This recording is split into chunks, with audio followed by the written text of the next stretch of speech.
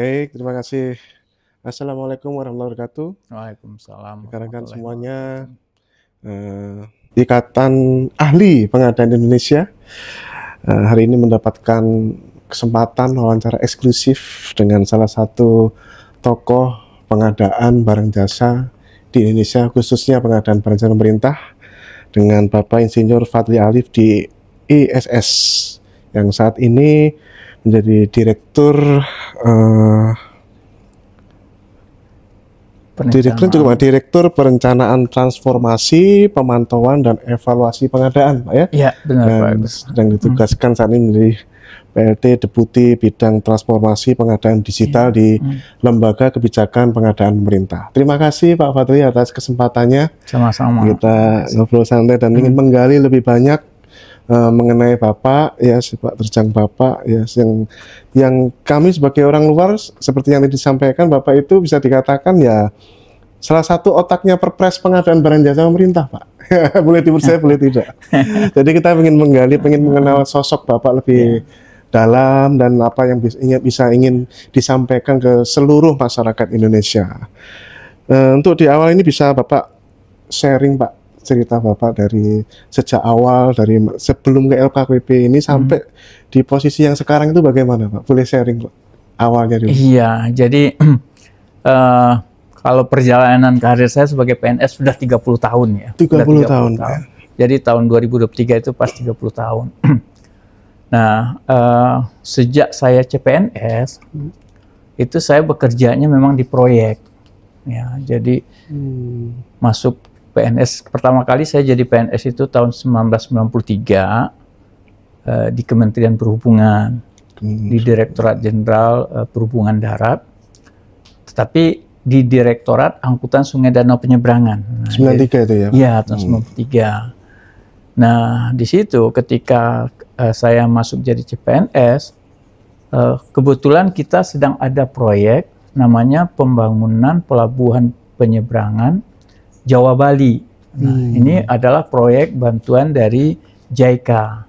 JICA. Waktu itu namanya masih OSCF namanya. Nah, karena ada 5 pembangunan pelabuhan yang besar dan kebetulan memang kita kekurangan sarjana teknik sipil begitu ya. Sehingga meskipun masih CPNS, saya itu langsung diterjunkan ke proyek begitu. Nah, sampai kemudian ketika masih posisi di proyek, ada tawaran sekolah ke Perancis jurusan pelabuhan. Nah, ini kan jarang ya, di kita di Indonesia belum ada jurusan pelabuhan, dan saya ikut seleksi dan diterima. Nah, akhirnya tahun 95-96 saya ngambil S2 di Perancis, jurusan Teknik Pelabuhan dan Pantai. Nah, kemudian pulang, ternyata proyek yang saya masukkan pertama itu belum selesai juga, ya, karena memang multi-years-nya panjang ya. Sampai akhirnya ikut menyelesaikan proyek. Nah, setelah itu berganti-ganti dari proyek pemerintah BLN ke BLN yang lain, ya. Jadi setelah itu menangani sebagai Sekpro pembangunan pelabuhan Merak 3 Bakauheni 3. Setelah itu juga membantu proyek pembangunan dermaga feri Bajoe Kolaka, Palembang Muntok. Kemudian kita juga bangun dermaga feri yang ada di Muntok. Di samping proyek-proyek pembangunan dermaga angkutan sungai danau penyeberangan yang ya hampir dari Aceh sampai Merauke begitu ya. Bahkan salah satu juga yang saya lakukan survei itu adalah pelabuhan penyeberangan di Ulele yang kemudian hancur karena ada tsunami. Nah, jadi itu pengalaman saya selama di perhubungan. Jadi memang bisa dikatakan 15 tahun di perhubungan itu nggak lepas dari proyek. Nah, suatu ketika pulang kantor, dulu zaman itu kita naik kereta, saya beli koran sore gitu ya, Media Indonesia kalau nggak salah. Terus saya baca, dibuka lembaga baru di bidang pengadaan barang jasa pemerintah. Wah, ini kayaknya menarik ini, karena saya udah 15 tahun di pengadaan, terus tiba ada lembaga yang khusus mengatur itu. Nah, akhirnya saya coba melamar, ngikutin proses seleksi, ternyata diterima. Nah, mulailah 2009 kemudian berkarir di LKPP. Dan ketika di LKPP, langsung ditempatkan di Direktorat Penyelesaian Sanggah. Nah, rupanya Pak setia sekarang. mungkin dianggap karena pengalaman 15 tahun ini bisa membantu menyelesaikan sanggah, karena relatif tidak banyak juga yang masuk ke LKPP berangkatnya dengan punya pengalaman gitu ya. Ya akhirnya masuk di sana, kemudian muter jadi Direktur Pelatihan Kompetensi, kemudian Direktur Katalog di 2014, balik lagi Direktur Advokasi di 2015, kemudian 2016 menjadi Direktur Pengadaan Kebijakan Umum. Disitulah lahirnya Perpres 16 gitu, 2018. Nah, setelah 2021, 5 tahun di Direktorat Pengembangan Strategi Kebijakan Umum, 2021 masuk ke Direktorat. Waktu itu namanya masih Direktorat Monitoring dan Evaluasi. Kemudian dalam rangka transformasi digital kita melakukan restruktur organisasi, khususnya di D2, sehingga berubah menjadi Direktorat Perencanaan Transformasi, Pemantauan dan Evaluasi Pengadaan.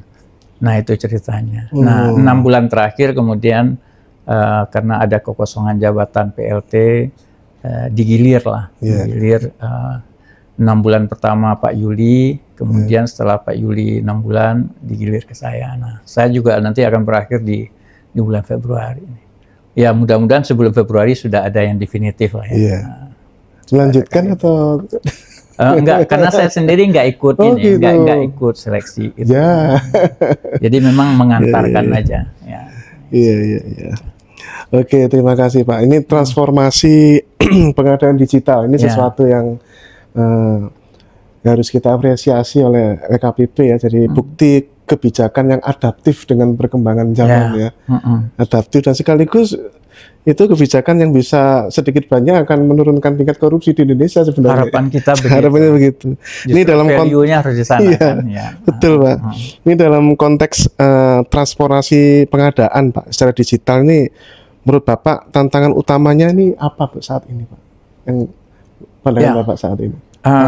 Tantangannya ya. Kita tahu tantangannya besar ya. Kemudian dari segi, karena kita tahu tantangan besar, sebenarnya LKPP cukup mempersiapkan diri gitu ya. Pertama tadi saya katakan kita sudah mengubah struktur organisasi yang ada di Kedeputian 2 itu menjadi Kedeputian Transformasi Pengadaan Digital. Jadi kita memang untuk menghadapi transformasi digital kita melakukan yang namanya perubahan struktur. Karena sulit kita mewujudkan transformasi itu dengan struktur yang masih existing. Nah, yang kedua, kita juga tahu bahwa transformasi digital itu pasti butuh anggaran yang cukup besar gitu. Dan kita ketahui selama ini LKPP jarang mendapatkan anggaran yang cukup untuk itu. Nah, oleh karena itu ada gagasan untuk menugaskan BUMN melakukan mewujudkan untuk transformasi digital itu. Jadi dari kesiapan untuk SDM, anggaran kita sudah siap. Nah, tadi bicara tantangan ya. Sebenarnya kan tantangan yang paling besar itu kan adalah merubah pola pikir kita. Ya, karena transformasi digital ternyata tidak hanya persoalan menggunakan teknologi. Nah, selama ini kan persepsi orang bahwa transformasi digital itu kita menggunakan teknologi baru. Dan benar sih memang harus ditunjang oleh transformasi teknologi, tetapi justru intinya adalah kita mengubah perilaku. Kalau tidak, teknologi yang kita gunakan ya tidak akan bermanfaat juga dalam era transformasi digital kita. Contohnya misalkan yang simpel saja. Hampir semua orang sekarang udah punya HP.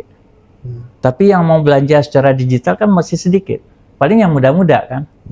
Nah, padahal berarti kita sudah punya alat, tapi kita nggak punya perilaku yang baru sesuai digital tadi. Gitu. Nah itu kan salah satunya. Nah, sehingga merubah perilaku ini. Apalagi kalau bicara transformasi digital PBJ, itu kan tidak hanya mengubah perilaku orang LKPP, tetapi ini akan berdampak kepada ratusan ribu orang yang akan terkait dengan transformasi digital pengadaan itu. Dari segi pelaku pengadaan kita melihat dari kementerian lembaga berapa banyak gitu kan.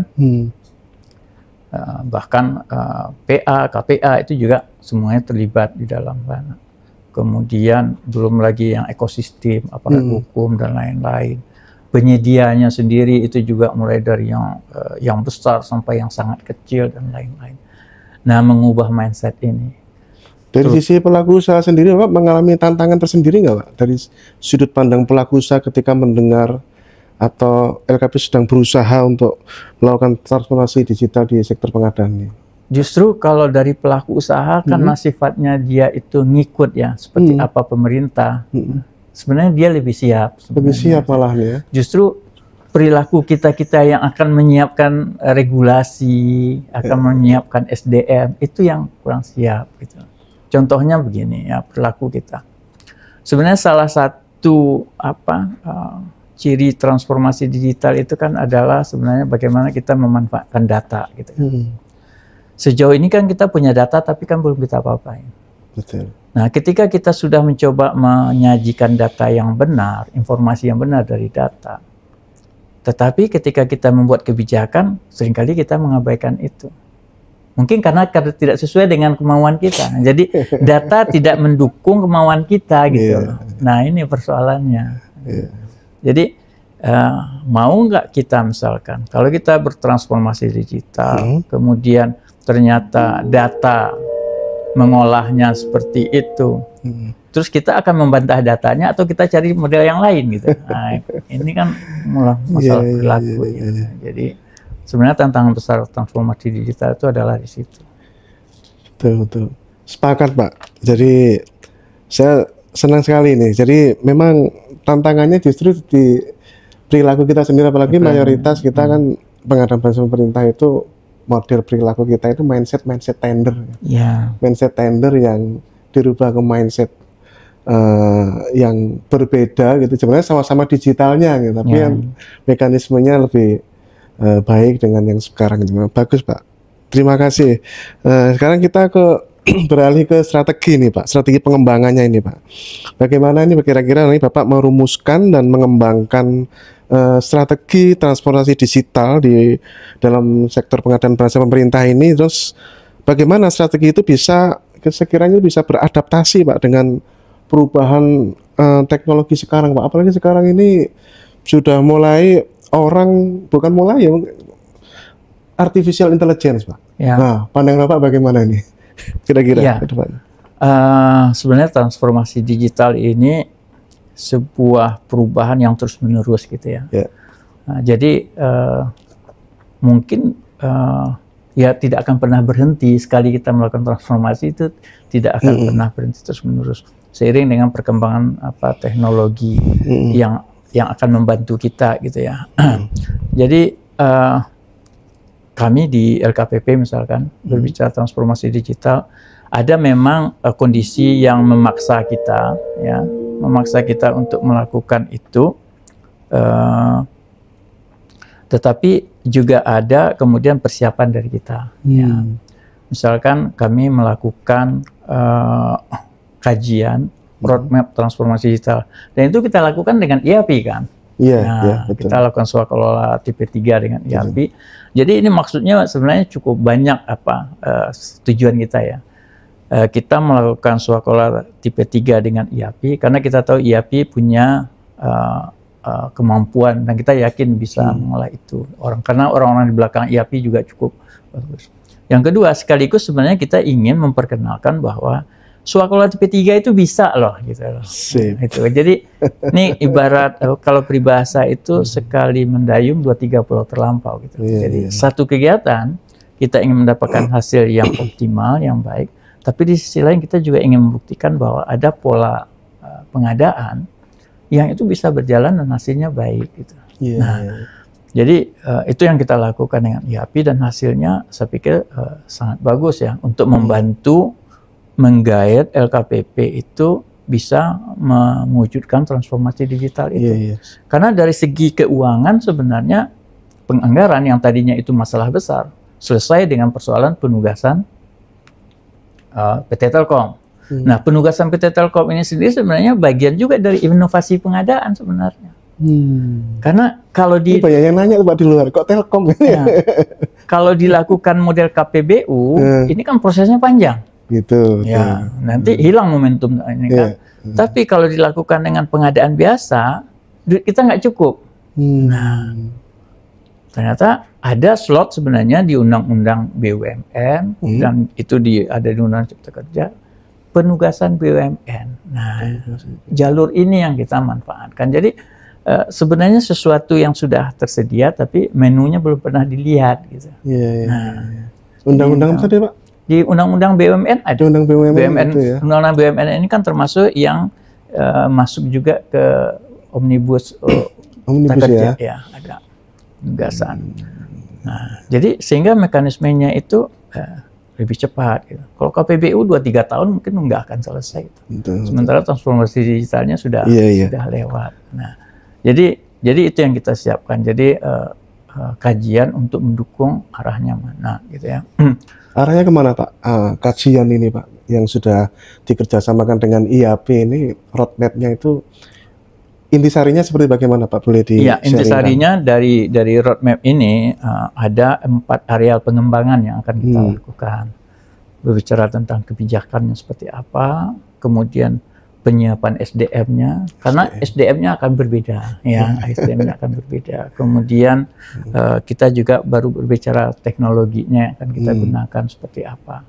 Nah, satu lagi proses bisnisnya seperti apa nanti.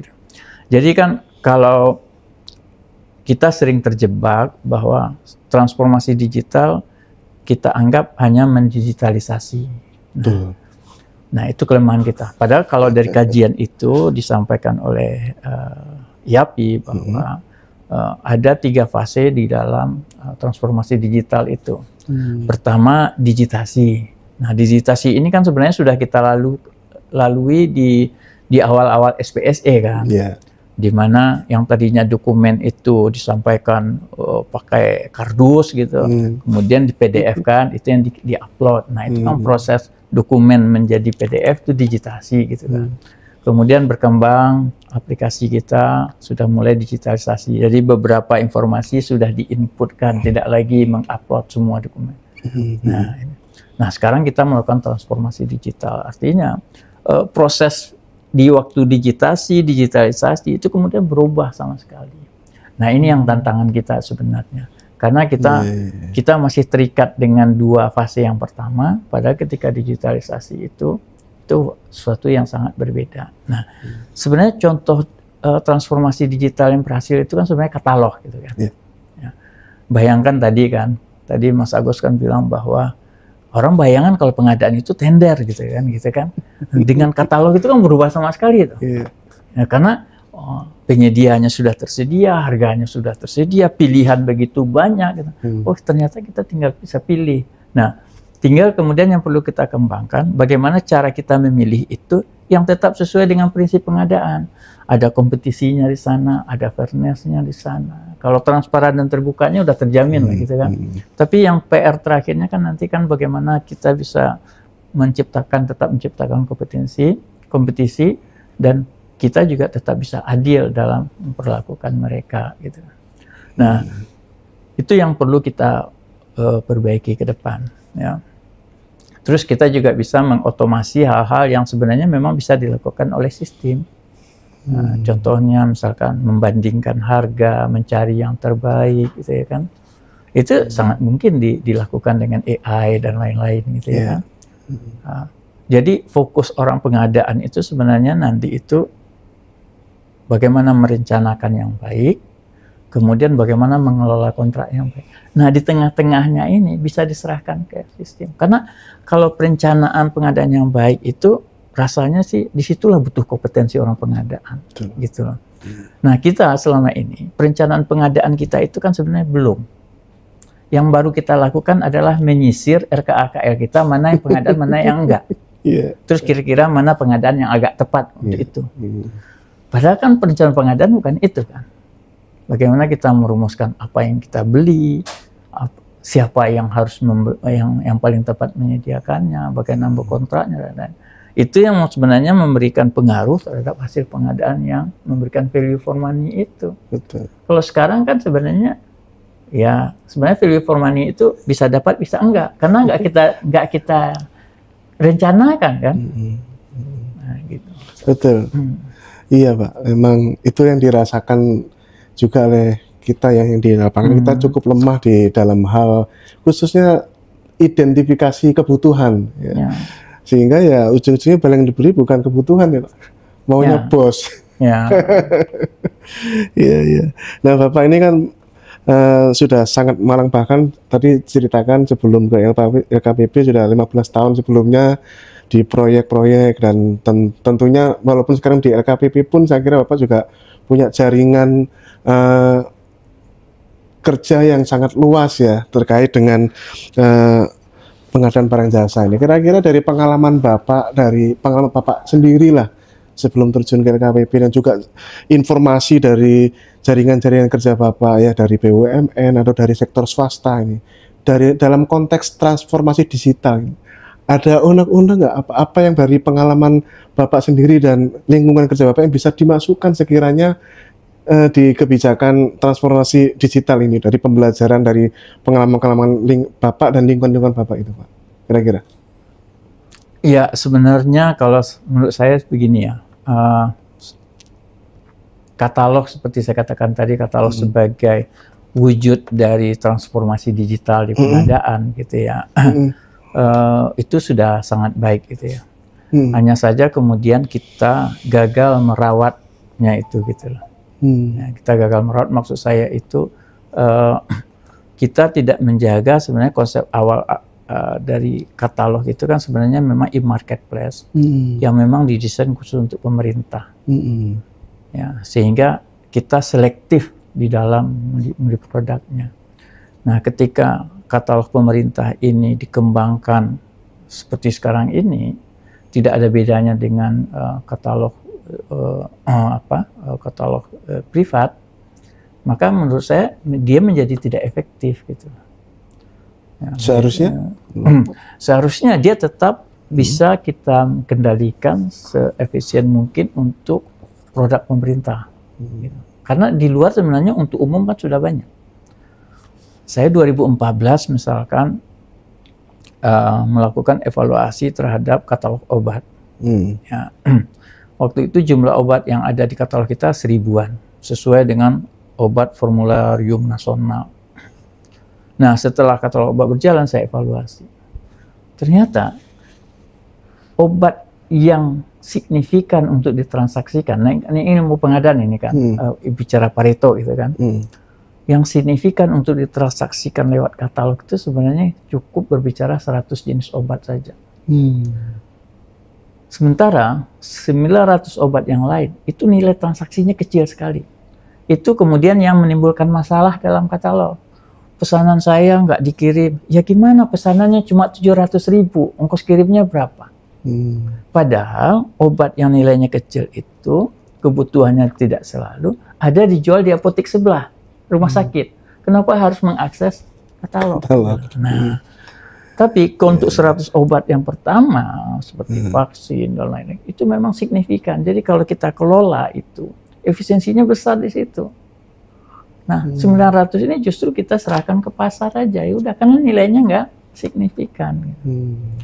Yang terjadi kemudian adalah efisiensi yang diciptakan oleh 100 obat digerus oleh inefisiensi dari 900 obat.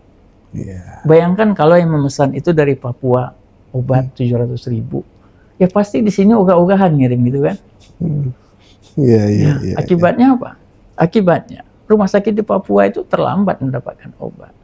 Tapi di satu sisi karena ini regulasi, dia nggak berani melanggarnya. Akhirnya menunggu aja. Yang korban siapa? Pasien kan. Nah, layanan berkurang.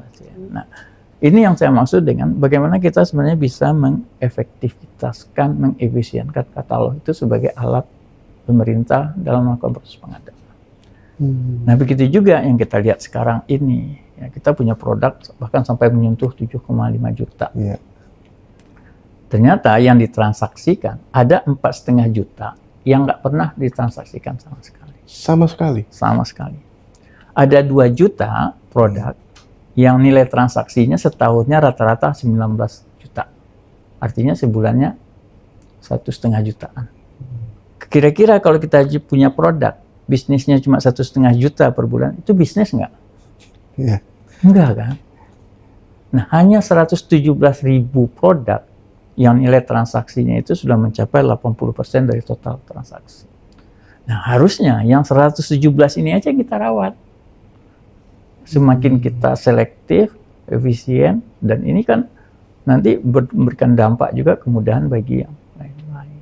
Nah, yang sisanya, ya biarkanlah pasar umum yang bekerja. Gitu kan. Karena bagaimanapun kan kita harus menghemat duit pemerintah ini. Kan.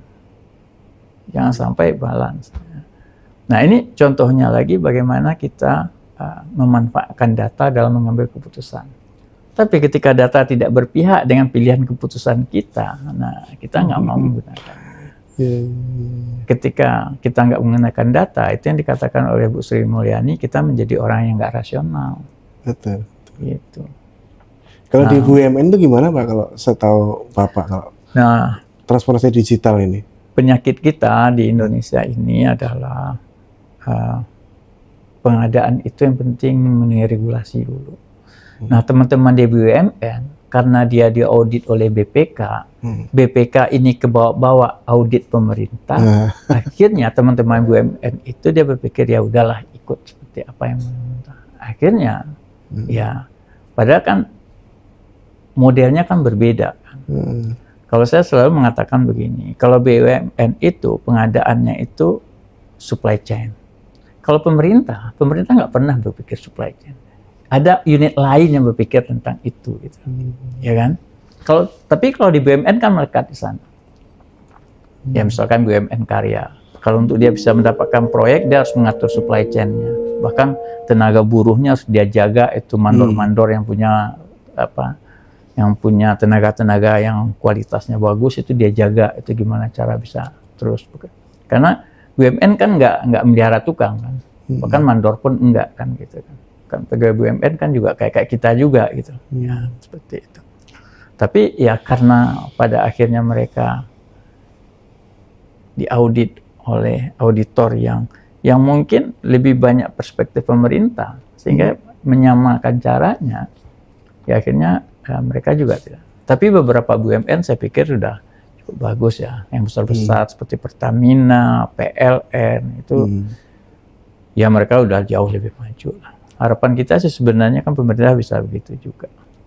Kalau praktek katalog ya, atau praktek e-purchasing atau praktek transaksi yang menggunakan online lah, setahu Bapak yang saat ini bisa dijadikan benchmark ya, terlepas ini swasta atau BUMN lah, ada menurut pandangan Bapak apa Pak yang yang bisa kita contohnya Pak? Dari sisi jadi nggak bisa dari sisi swasta atau BUMN atau entitas yang lain yang bisa kita contoh dalam hal praktek pengadaan barang jasa di internal mereka sendiri, tapi yang menggunakan digital gitu. Ada contoh yang bisa Bapak ceritakan ke kami, nggak sharing gitu? Rasanya out of the box sedikit. Rasanya belum ada gitu. Belum ada ya. Kalau di luar Pak? Karena justru mereka banyak belajar ke kita juga melihat itu. Nah itu yang sebenarnya yang saya khawatirkan gitu. Itu ya. Nah, saya khawatirkan. Kenapa? Karena memang sesuatu yang berbeda. Makanya kalau Mas Arief misalkan lihat, kenapa di Perpres 16 BLU itu saya bebaskan gitu. Karena BLU itu kan sebenarnya rohnya itu separuh pemerintah, separuh bisnis sebenarnya. Dan pengadaannya murni bisnis sebenarnya. Nah, saya sering memberikan contoh ibarat itu di rumah tangga ya. Antara kita rumah tangga membeli beras dengan restoran Padang membeli beras. Sama-sama beras yang dibeli. Tapi caranya beda. Kalau kita beli awal bulan ketemu di Alfamidi, kita beli di Alfamidi. Besoknya ketemu di Indomaret, kita beli merek A, besok sekarang ketemu merek B, nggak jadi begitu persoalan bagi kita. Tapi rumah makan dia harus menjaga bahwa memang berasnya nggak berubah dari hari ke hari, dari bulan ke bulan. Karena kalau berasnya berubah, bisa hilang pelanggannya. Jadi dia ada memaintain supply chain-nya kan. Iya. Nah kalau di kita kan enggak. Nah saya mencontohkan pemerintah dengan BUMN begitu. Karena kita membeli selesai urusan kita. Tapi BUMN itu untuk menjaga kelangsungan produksinya kan. Nah karena perbedaan pandangan itu sebenarnya memang harusnya masing-masing itu berbeda. Tapi yang di Indonesia justru lucunya begitu, malah BUMN-nya ya tadi lebih kepada aspek regulasi gitu. Nah, ini juga di dalam ke depan ini kami sudah usulkan ke teman-teman Deputi 1 bahwa ketika menyusun RPP dari RUU publik ini, jangan sampai Perpres 16 yang di PP-kan. Jangan sampai Perpres 16 yang di PP-kan. Ya. Artinya di sana juga masih mengatur bagaimana cara pengadaan, cara menyusun HPS. Itu nggak perlu lagi. Ke depan itu pendekatannya adalah, nah kalau yang ditawarkan oleh Pak Sony di IAPI, ya seperti di luar, manajemen berbasis produk gitu. Jadi benar-benar tergantung produknya. Kalau produknya lebih tepat di katalog, lewat katalog. Jadi nggak diatur gitu loh. Biarkan perencana pengadaannya yang memikirkan mana yang paling tepat. Jadi cara ini tidak lagi regulasi, tapi cara ini opsi gitu. Jadi seseorang boleh saja memilih, saya mau katalog, saya mau tenderkan, boleh aja. Tergantung barang yang dia beli itu mana yang paling tepat gitu. Kalau sekarang kan kita kan semuanya diatur gitu kan. Iya. Masalahnya kan di situ. Nah, kebingungan ketika mengatur itu di angka-angka ajaib. Misalkan begini, 200 juta boleh pengadaan langsung. Nah, kalau pas 200 juta, 1 berapa itu? Nah, timbul itu. Karena sesuatu yang nggak perlu diatur. Akhirnya menimbulkan konflik. Nah, dengan ke depan itu, biarkan orang memilih. Ini saya tanda. Contohnya gini ya. Di katalog kita ada MRI. Kita mau membeli MRI. Harganya 35 miliar misalkan. Apakah kita akan belinya katalog atau ada kesempatan untuk kita kompetisikan? Nah kan ini kan pilihan kan, tergantung supply-nya seberapa banyak kan gitu. Tapi dengan kita atur bahwa harus lewat e-purchasing, maka kehilangan kita potensi untuk mengkompetisikannya. Nah, jadi memang prinsipnya kalau menurut pendapat saya ya, bahwa pengadaan itu memang bukan ranahnya regulasi, itu ranahnya kompetensi untuk bisa berinovasi sebesar-besarnya gitu. Kata kuncinya adalah pengadaan itu adalah ranahnya kompetensi. Lebih kental ke kompetensi daripada regulasi sebenarnya. Ya. Regulasinya berhubungan dengan uang negaranya aja sebenarnya. Betul. Dan itu sudah cukup banyak undang-undang aturannya kan. Sudah cukup numpuk-numpuk ya. Iya. Iya. Ini kan Perpres yang baru tapi yang katanya tidak jadi belum sempat masih ternyata masih molor ya. Terus tidak-tidaknya kan dulu. Iya.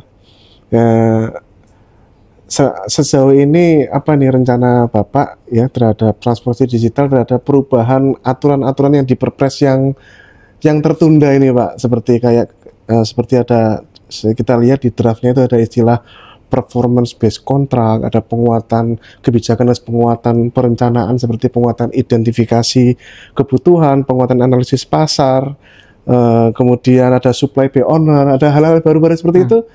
Rencananya bagaimana Pak di dalam hal transformasi digital nanti ya? Ya, jadi kalau menurut saya itu sebagai intro boleh gitu ya. Artinya gini, sampai transformasi digital kita ini bisa diwujudkan 100%. Kan yang konvensional ini kan masih berjalan ya. Jadi sebenarnya revisi Perpres itu lebih kepada membantu selama proses transformasi digitalnya berjalan. Nah, ketika RUU-nya nanti sudah ditetapkan dan kita bikin turunannya, maka seyogyanya aturannya itu seperti rekomendasi kajian tadi itu benar-benar sudah berbasis kepada digital gitu. Karena sebenarnya salah satu roh dari RUU pengadaan publik ini kan juga adalah transformasi digital. Ya. Jadi nggak mungkin bahwa di RUU itu rohnya transformasi digital, tapi di pasal-pasal awalnya masih mengatur konvensional. Nah, gitu. Karena temanya undang-undang kan transformasi digital juga kan Pak, undang-undang pengadaan publik kita ini kan. Iya. Tema besarnya itu Tema ya Pak. besarnya itu. Istilahnya yang memicu Ya, RUU itu adalah transformasi digital. Jadi rohnya harus transformasi digital. Gitu. Jadi nggak boleh kita berpikir konvensional lagi. Gitu. Iya. Ya kalau sebagian kita sih berangan-angan ya dengan era marketplace sekarang, di mana pasar persaingan sempurna terbentuk sedikit demi sedikit pun ya ini menjadi fokus perhatian, dan kami pun sebagai pelaku di lapangan itu melihat Pak, itu bahwa harga yang dipasang di katalog itu Pak, kita nggak nyuruh turunin harga, itu penyedia mungkin sering ngintip kali ya. Iya. Itu rata-rata bisa 10-30% dari pada data yang awalnya Pak. Bisa sampai seperti itu. Mungkin karena proses mereka menyadari ada proses pasar persaingan sempurna ya, sangat transparan, mereka turun sendiri gitu. Itu fenomena seperti ini apa tanggapan Bapak Pak? Dan itu banyak sektor tuh rupanya Pak. Iya, memang kan idealnya kan kita menciptakan seperti itu kan, menciptakan pasar ya. Contohnya tidak hanya pasar digital ya, di pasar konvensional pun kita. Kalau kita mau beli baju batik aja misalkan, gitu kan. Antara satu toko dan toko lain itu kan bedanya paling 5.000 10.000-an. Itu kan tanda bukti sudah apa? Persaingannya itu sudah begitu ketatnya kan. Apalagi kalau beli HP misalkan, ya HP kan juga segitu bedanya gitu kan. Nah, pasar digital ini kan memungkinkan orang mengintip produk yang lain kan. Nah, tujuan kita memang sampai di situ gitu. Nah, tapi ketika berinteraksi dengan si pembeli, tidak semua si pembeli berpikir seperti yang disampaikan oleh Pak Agus gitu. Kan gitu ya. Karena jadi gini, kalau kita lihat, saya pernah kemarin diundang oleh BPK gitu ya. Dalam pengadaan ini, kalau kita ingat dulu moto Bang Napi gitu ya, bahwa kejahatan itu tidak selalu karena niat, tapi karena ada kesempatan. Nah itu kalau kita terjemahkan dalam kuadran kesempatan dan niat, ada titik di mana niat tidak ada, tapi kesempatan ada. Nah ini orang tergoda, ya. Tapi kalau ada orang punya niat, tapi kesempatan nggak ada, orang tercegah. Persoalannya di dalam pengadaan barang jasa ini, kesempatan itu ada. Kesempatannya apa? Mungkin ketidaksempurnaan regulasi, ketidaksempurnaan sistem. Itu membuat orang tergoda. Nah contohnya misalkan, seperti yang kita kembangkan sekarang ini, kan karena belum sempurna kan masih banyak kelemahan kan. Nah ketika kelemahan itu bertemu dengan orang yang punya niat, ini berbahaya. Ya contohnya misalkan kita bicara, walaupun di katalog misalkan sudah ada produk yang sama yang tadi harganya juga sudah diturun-turunkan gitu ya kan. Tapi kalau tiba-tiba ada niat, kayaknya bisa kok, coba kamu masukin lagi aja, besok saya beli. Kan itu terjadi juga kita dengar gitu kan. Akhirnya apa? Persaingan itu tetap nggak ada. Makanya kalau kita lihat statistiknya 4 juta yang belum dibeli itu, ada produk yang beli, ada 4,5 juta. Kalau persaingan itu terjadi, mungkin akan lebih rata kali transaksinya. Gitu ya. Jadi kalau kita bicara sekarang ini memang masih ada kekurangan itu. Nah sebenarnya dengan transformasi digital itu kan itu yang akan kita. Nah salah satu value-nya kemudian mencegah orang tadi itu. Nah disitulah kemudian value-nya bisa mencegah korupsi itu. Nah, tapi memang PR beratnya di situ. Gitu. Nah kalau sistem memilihnya nanti sudah digantikan oleh AI, nah maka kemungkinan orang tercegah itu, orang kong kali kong di katalog itu bisa dicegah. Gitu. Sebenarnya fungsinya di situ aja. Ini karena Bapak menyampaikan AI sekarang ke diskusi selanjutnya itu terkait dengan inovasi nih Pak. Ya, banyak orang juga bertanya-tanya nih Pak mengenai katalog versi 6 atau apapun yang ingin dirilis oleh LKPP di tahun 2024 ini apa ini Pak? Barangkali bisa di-sharingkan Pak. Iya, sebenarnya gagasan besarnya kan kita membuat new platform pengadaan nasional, Ya. yang namanya PPN namanya.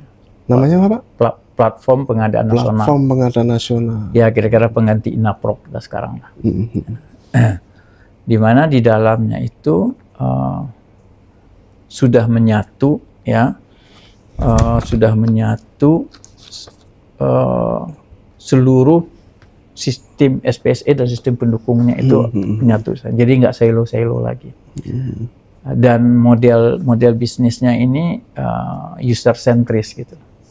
Jadi kita membuat bahwa memang orientasinya bagaimana user itu bisa memanfaatkan sistem kita bahkan tanpa pelatihan pun gitu. Jadi benar-benar user centris, orang akan sama halnya dengan, kalau saya sering bercandanya begini, Tokopedia nggak pernah sosialisasi ke kita kan, tapi kita kok bisa gampang berselancar membeli di situ gitu. Yeah. Kok giliran katalog LKPP harus dilatih, harus diajarkan gitu. Kok sirup harus dilakukan pelatihan bimbingan tiap tahun gitu. Berarti kan ada yang masalah dengan sistem kita kan. Yeah. Nah, di sistem yang baru kita akan melakukan pendekatan seperti itu. Boleh kira-kira detailnya kayak gimana Pak? Bocoran nih, bocoran halus. Jadi nanti kita akan ada satu sistem khusus untuk mengelola akun. Itu yang pertama. Jadi ini yang sedang kita kerjakan. Karena ini juga berhubungan dengan security. Ya. Kenapa security penting? Karena sistem kita ini nanti juga akan terintegrasi dengan pembayaran. Pembayaran itu tidak hanya terintegrasi dengan Kementerian Keuangan, tapi juga terintegrasi nanti dengan perbankan.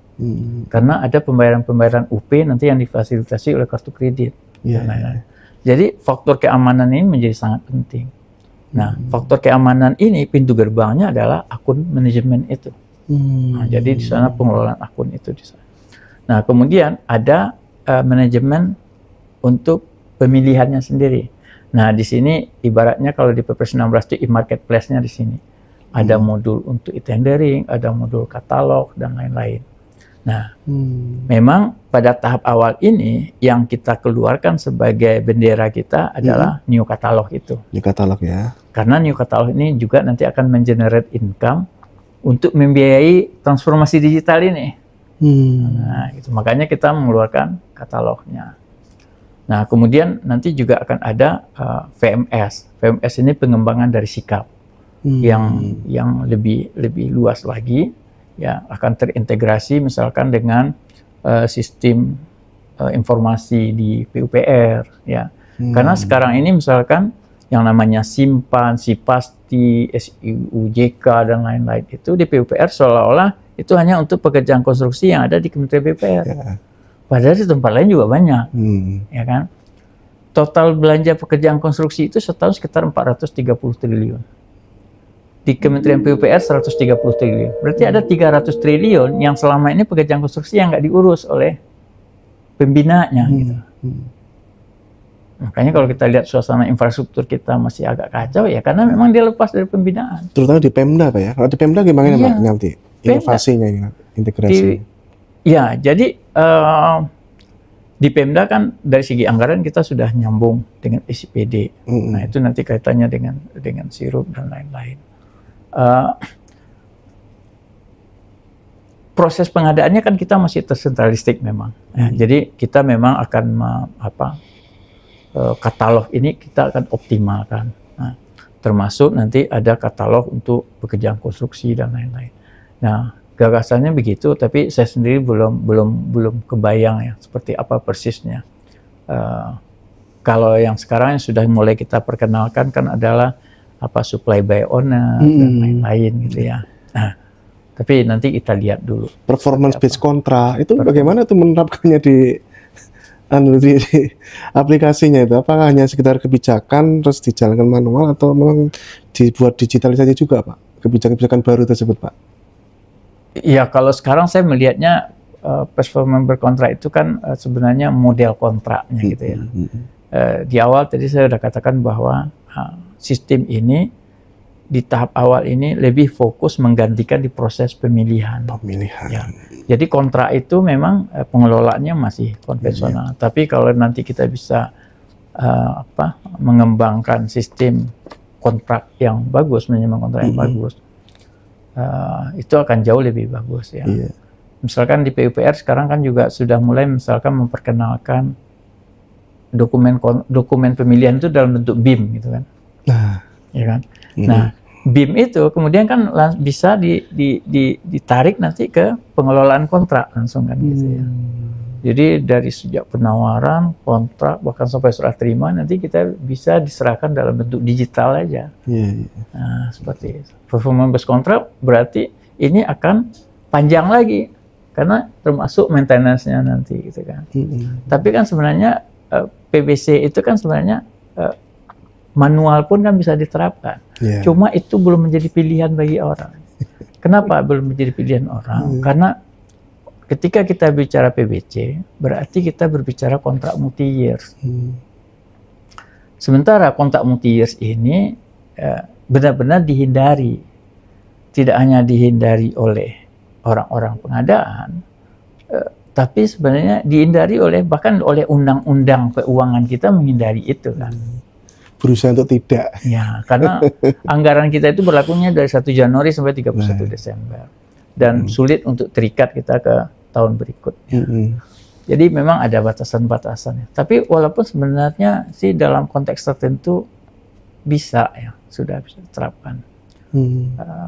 Tapi mungkin ini ya, durasi orang kita juga untuk diikat kontrak panjang-panjang itu mungkin juga tidak terlalu nyaman kali ya. Jadi sehingga orang lebih suka kontraknya itu yang tahun-tahun tunggal aja.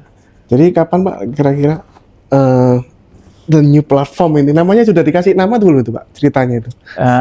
Belum. Dikasih nama, kadang kita menyebutkannya katalog versi 6. Kadang-kadang kita menamakan new katalog. Tapi kalau yang new PPN itu kan yang besarnya. Pengganti SPSE-nya kira-kira. Terus nasibnya toko daring itu tergabung atau bagaimana Pak secara digital? Sebenarnya dalam desain kita sekarang itu kehadiran toko daring sebenarnya ya bisa dikatakan ya, bisa tekan perlu, bisa enggak gitu ya. Iya 40-an ya Pak? Iya memang.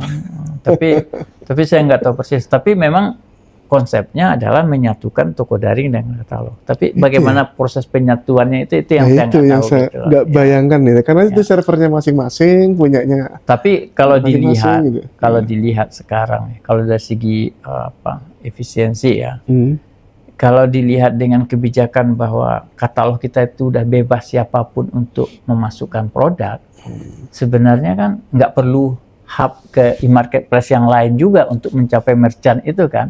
Disuruh aja dia masuk ke sini kan jauh lebih efisien pengelolaan. Dagang di katalog ya dagang di toko daring. Akhirnya sekarang begitu akhirnya. Malah merepotkan kan. Belum lagi dari model pembayarannya itu kan menjadi menambah rantainya gitu. Di new platform ini juga termasuk ke pembayaran juga Pak nantinya. Sampai gitu ya. Jadi pembayaran nanti kalau pilihannya LS, dia terintegrasi dengan Sakti. Kalau menggunakan UP ada beberapa pilihan. Bisa menggunakan KRIS, bisa menggunakan kartu kredit Indonesia. Bisa juga menggunakan virtual account. Jadi ada 3 model itu. Itu juga termasuk untuk pembayaran di Pemda juga Pak. Pemda dengan SIPD-nya. Iya. Jadi kan kita kerjasama dengan himpunan bank pemerintah daerah juga. Jadi kan kalau di Pemda itu kan seluruh APBD itu kan nyantol di banknya mereka kan, di BPD-nya mereka kan. Nah, nanti kita Iya. Ini berhubungan dengan diskusi selanjutnya nih kan terkait dengan stakeholder karena semua platform yang dibikin LKPP ini pasti akan melibatkan stakeholder yang dimana pengadaan ini ya ada sisi perencanaan, ada sisi keuangan. Bagaimana ini sejauh ini Pak hubungan dengan stakeholder dan integralisasi dengan ke sistem yang dikembangkan LKPP sekarang Pak? Ya, kami kan sudah melakukan pendekatan dengan Perben, misalkan untuk pembayaran, ya kan, untuk pembayaran. Dan mudah-mudahan sistem kita sudah terintegrasi sebelum peluncuran itu, sehingga setelah peluncuran itu bisa akses. Kita juga nanti sudah terintegrasi juga dengan perpajakan. Walaupun sekarang kan kita sebenarnya sudah pajak, dengan pajak kan juga sudah ada KSWP dan ya. Tapi nanti dengan pembayaran itu nanti, kalau sekarang pajak itu dengan hanya KSWP, ke depan pembayaran pun langsung link dengan pajak.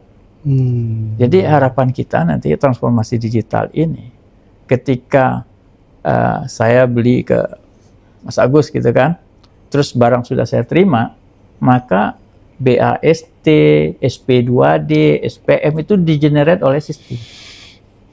Dan ini terkirim langsung ke sistem pembayaran.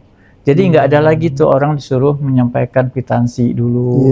Barangnya udah diterima baru disampaikan SP2D. Nggak ada. Bahkan di dalam misalkan pembuatan PO, itu kita udah menggunakan tanda tangan digital. Ya, jadi seluruh pelaku pengadaan itu nanti tanda tangan digitalnya akan difasilitasi oleh BSSN. Pelaku usaha dia kita bekerja sama dengan penyedia jasa tangan digital di swasta. Begitu juga materai sudah tangan digital. Jadi benar-benar sudah paperless semuanya. Gitu. Nah, jadi karena disitulah fungsi sebenarnya transformasi digital itu. Jadi ini kan otomatis kalau kita bisa melakukan transformasi digital ini, otomatis sebenarnya kita juga sudah mewujudkan pengadaan yang berkelanjutan sebenarnya. Coba bayangkan kita nggak menggunakan kertas lagi, gitu kan.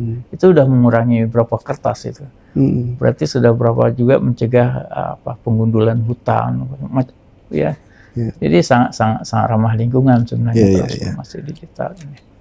Terus dengan bahkan waktu kita konsultasi dengan pajak gitu ya, pajak senang sekali dia mendengarkan ini kan. Wah, kalau begitu saya bisa tutup tuh kantor-kantor pajak yang di daerah-daerah yang selama ini kerjanya cuma ngumpulin bukti setoran pajak katanya gitu. Ngapain lagi kan? Nah, jadi pegawai pajaknya bisa dia tarik untuk dia bina lagi untuk melakukan pembinaan, pengawasan dan lain-lain. Yang selama ini cuma kerjanya ngumpulin bukti setoran pajak dari dasarnya. Nah, jadi ini memang harus ada kolaborasi itu.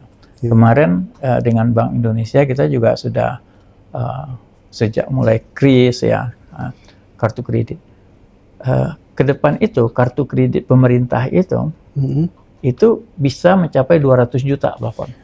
Per transaksi limitnya. Per transaksinya. Kalau kris itu kan cuma 10 juta. Nah, kartu kredit ini bisa sampai 200 juta. Sampai 200 ya rencana. Bayangin belanja pemerintah di bawah 200 juta, itu bisa diselesaikan dengan kartu kredit.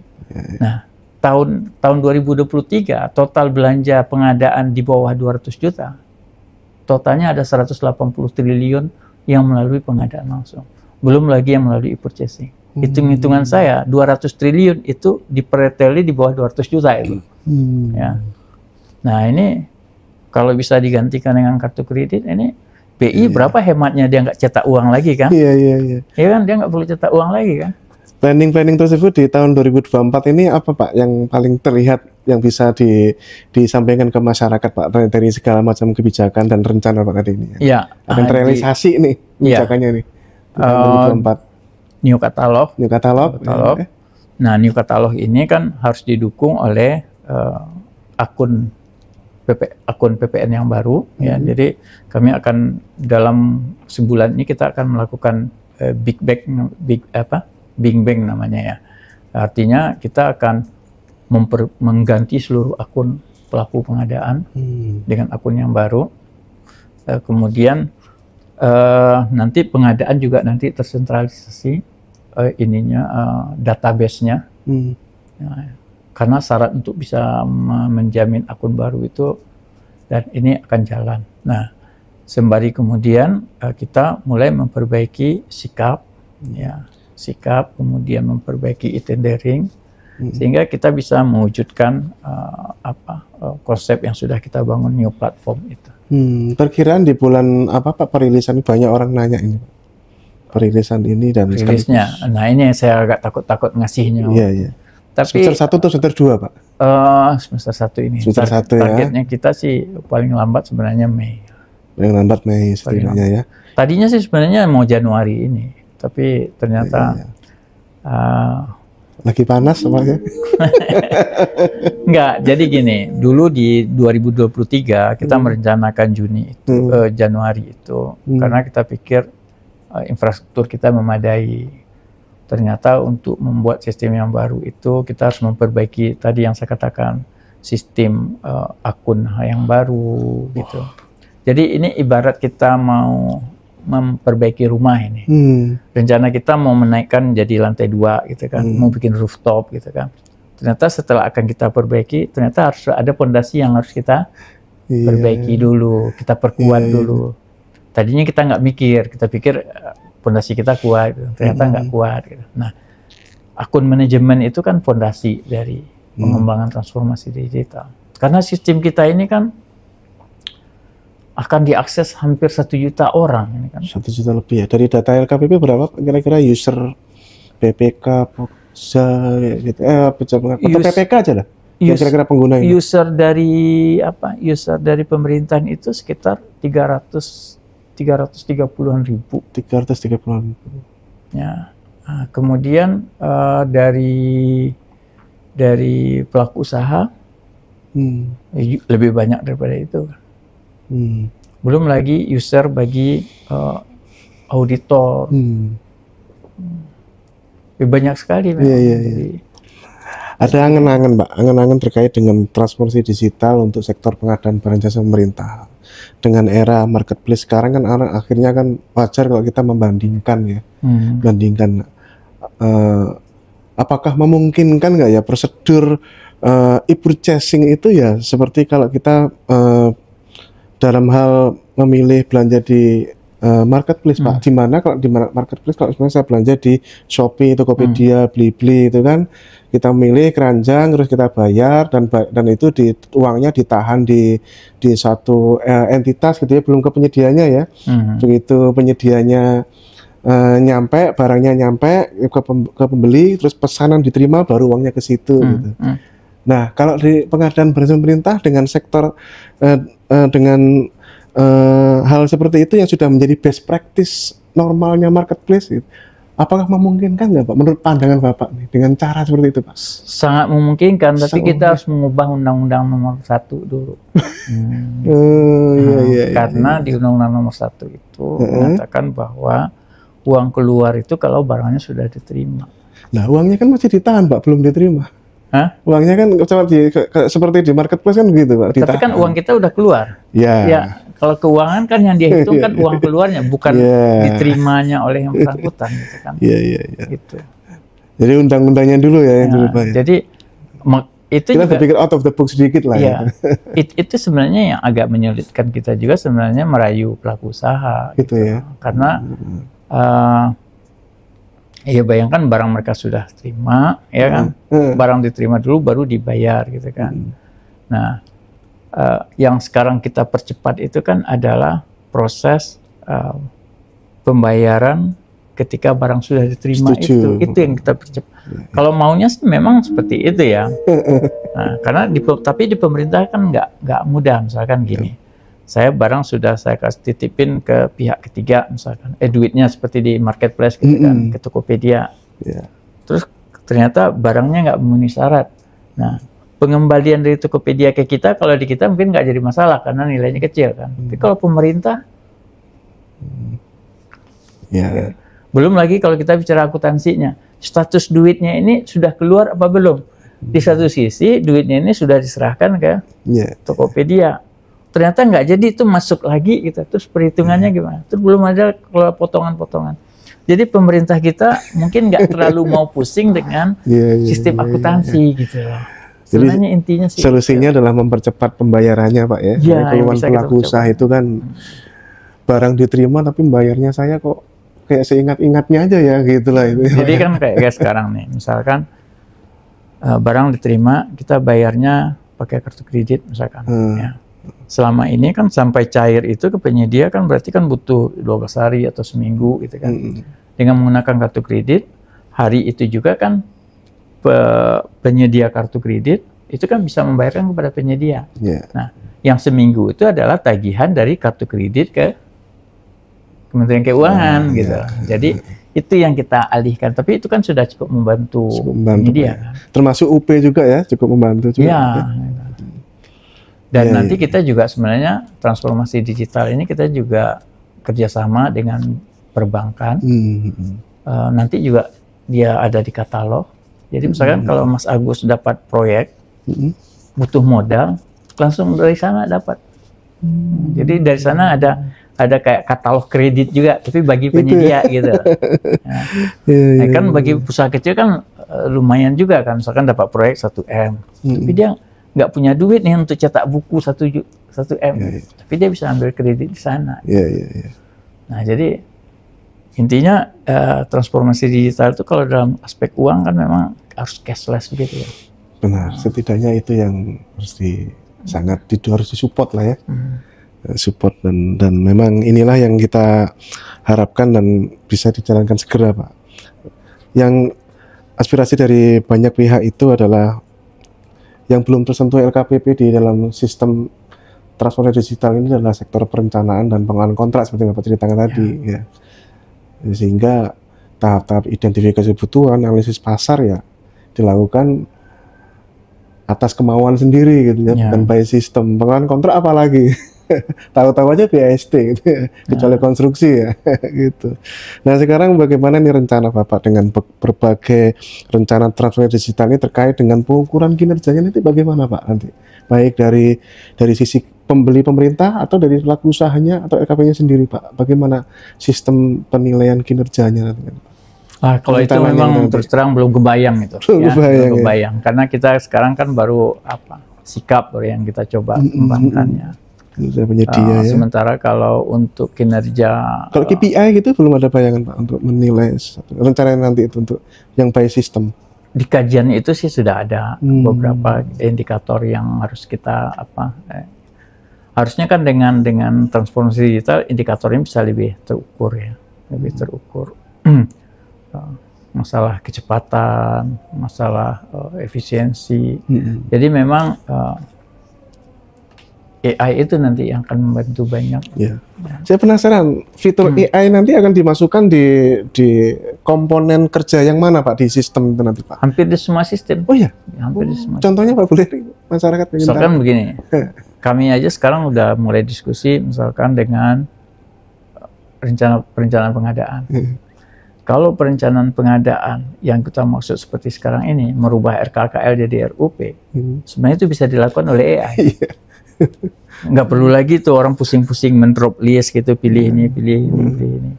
Masukin RKKL, tarik RKKL, keluarnya adalah RUP. Itu sangat bisa.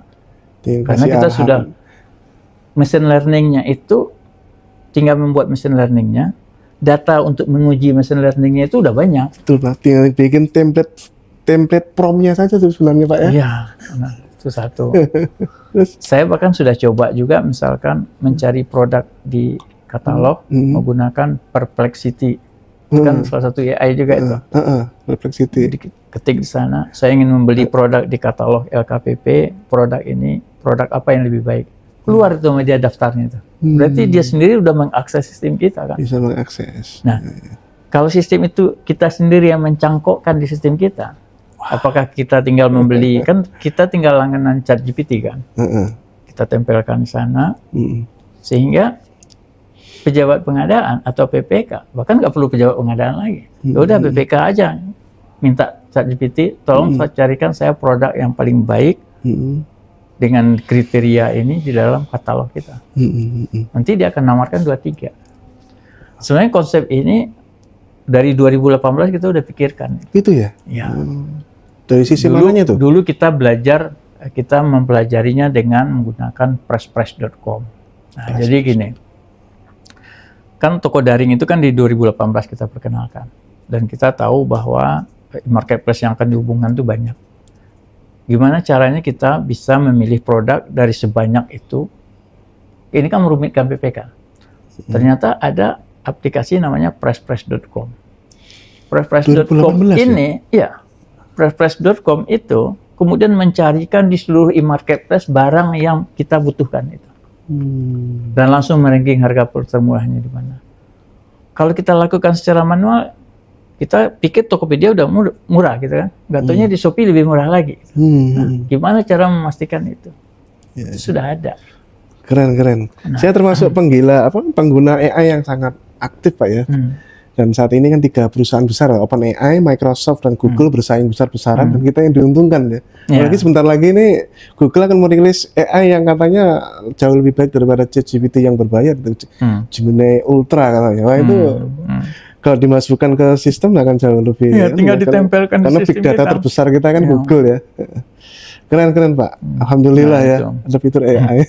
Terus juga nanti misalkan kalau tendering pun,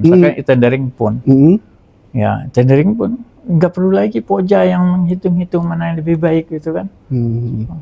Sistem udah bisa baca itu yang mana yang lebih baik, sehingga nggak ada lagi subjektivitas di dalam memilihnya. Itu tinggal data aja sebenarnya. Mau memasukkan koefisien preferensi harga, tinggal dimasuk-masukin aja. Nah seperti itu.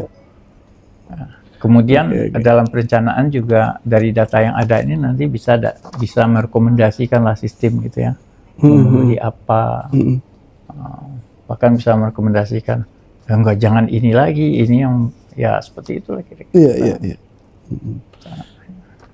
Memilihkan model kontrak misalkan.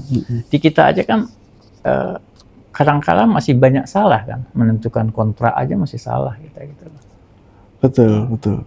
Dan itu sangat bagus sekali kalau LKPP benar-benar mengembangkan bukan di pemilihan tapi benar-benar memperkuat di perencanaan juga Pak ya. AI sangat membantu analisis pasar, membandingkan antar merek, itu keahlian mereka itu. Ya, antar merek yang ada di Indonesia atau yang produk dalam negeri dan sebagainya. Bagus Pak. Bahkan kita punya pilihan kan untuk bisa memeriksa barang internasional pun bisa kan, untuk memastikan kita ini ibaratnya gini, kalau kita bicara preferensi impor dan lokal, kita bisa memperhitungkan seberapa besar misalkan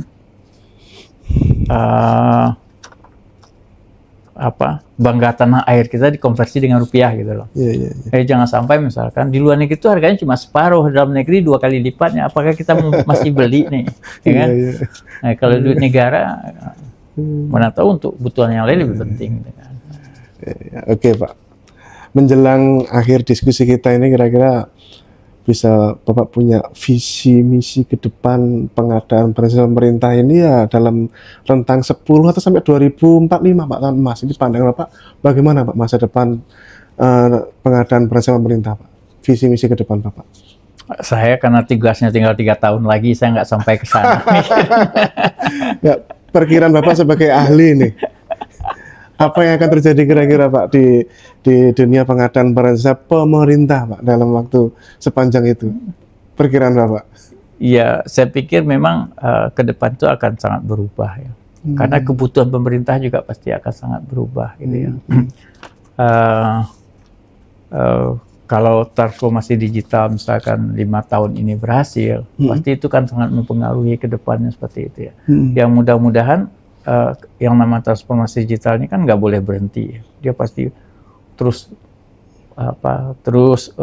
makin lama makin baik ya, sehingga bisa jadi SDM pengadaan pun akan berkurang dengan jumlah yang ada sekarang. Kemarin itu teman-teman dari Deputian 3 mengatakan jumlah jabatan fungsional itu targetnya 18.000 gitu kan.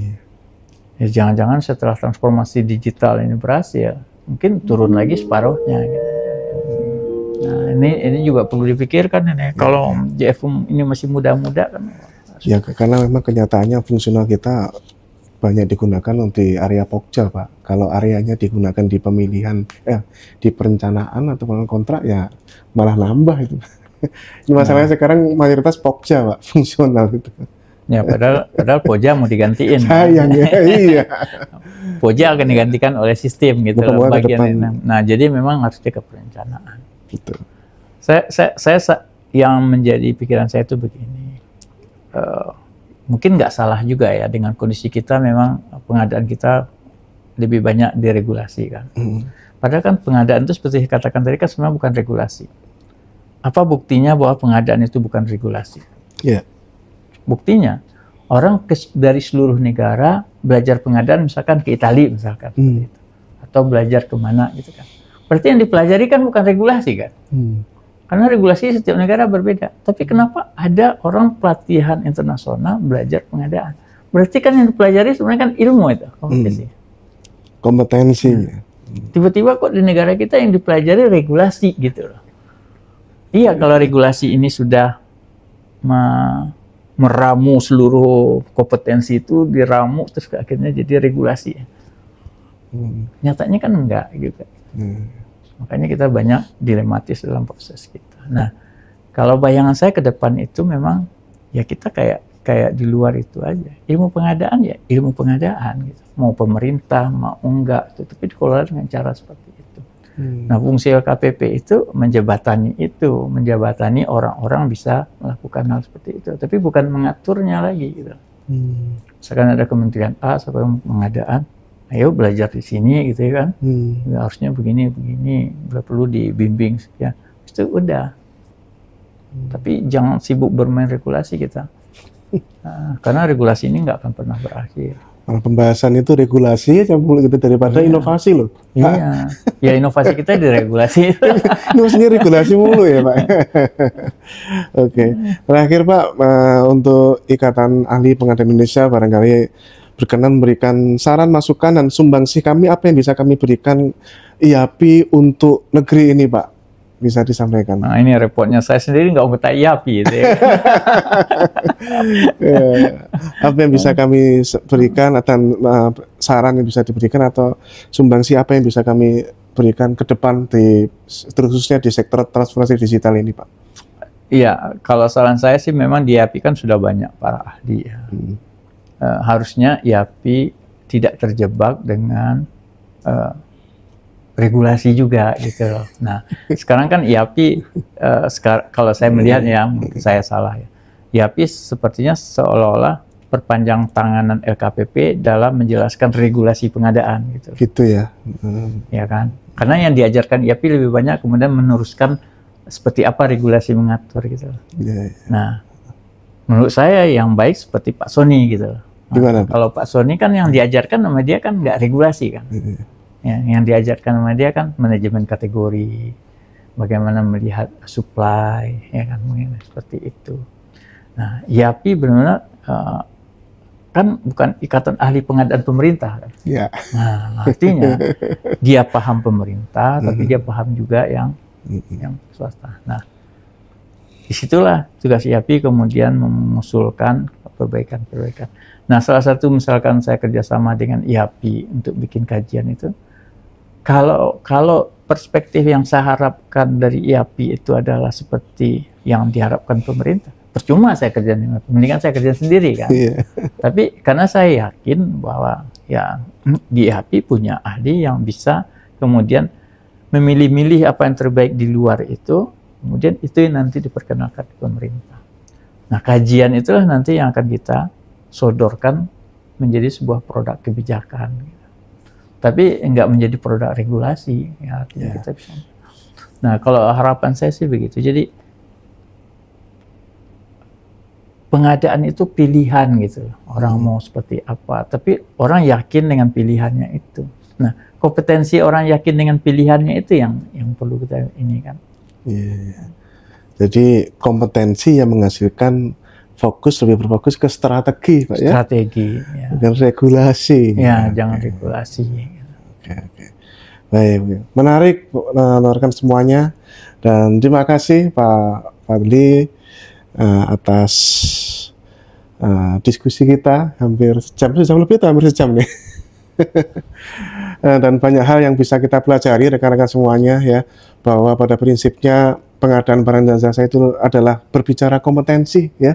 Dengan transformasi digital yang kita lakukan dan sedang dikembangkan oleh KPP, mari kita support ya dengan segala macam sumber daya kita miliki dan menghasilkan hal yang bersifat value for money. Terima kasih, kita akan bertemu lagi di dialog-dialog selanjutnya. Pak Fadli, terima kasih. Assalamualaikum warahmatullahi wabarakatuh. Salam pengadaan. Terima kasih.